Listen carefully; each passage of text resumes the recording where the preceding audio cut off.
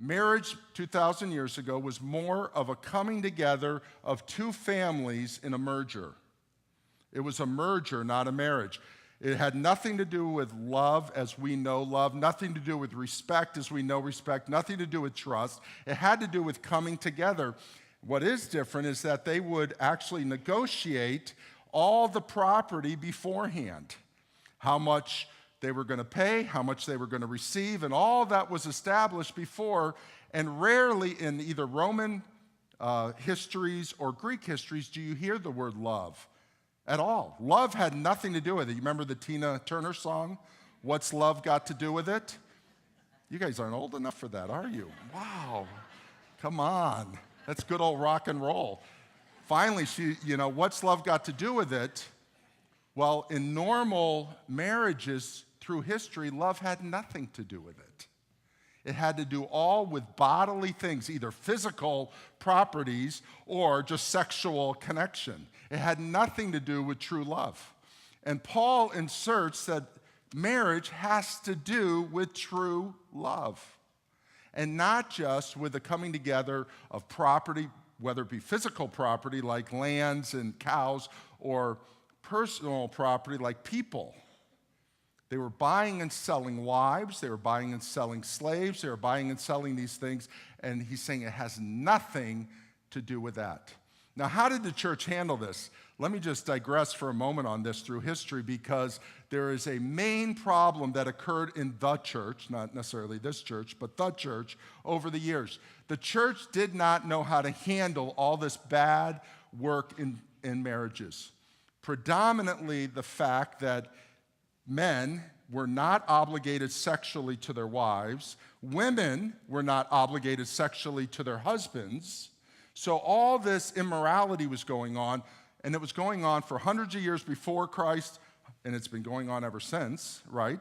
It's like morality has very little to do with it. So what did the church do? The church said, let's not marry anymore, and let's have a higher spirituality without marriage. And they called it celibacy.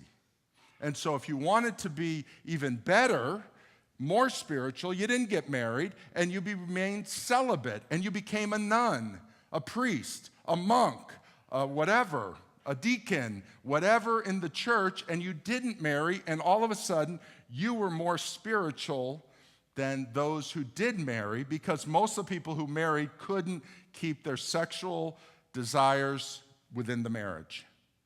Well, you see, that's just solving, it's taking one problem and creating another problem. And we know through history, if you know history at all, how many priests and nuns had children. Why? Because God created sexuality before the fall. Sexuality is good. It's just not good when it's misused. And so the church missed it. Now, what's interesting is, you remember the guy Martin Luther?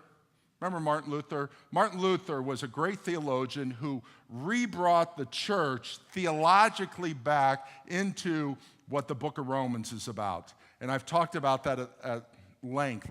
But the thing that the people got most out of Martin Luther in the 1500s, he did the theological thing in 1517. In 1525, I believe it was, he did something that no one had done for 1,000 years. A priest, which he was, he got married. And he got married to a nun. And the whole world went, and they had 6 children.